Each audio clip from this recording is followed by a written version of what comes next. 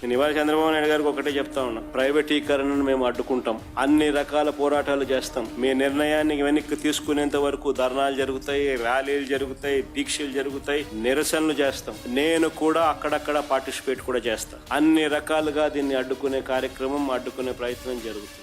నేను ఒక్కనే కాదు, నేను రాష్ట్ర వ్యాప్తంగా రాష్ట్ర శ్రేయస్సు కోరే ప్రతి ఒక్కరికి కూడా పిలుపునిస్తా ఉన్నా, ప్రతి పార్టీకి కూడా పిలుపునిస్తా ఉన్నా. అందరూ కలిసి రండి అని కూడా అడుగుతా ఉన్నా. ఇది రాష్ట్రానికి సంబంధించిన ఆస్తులు.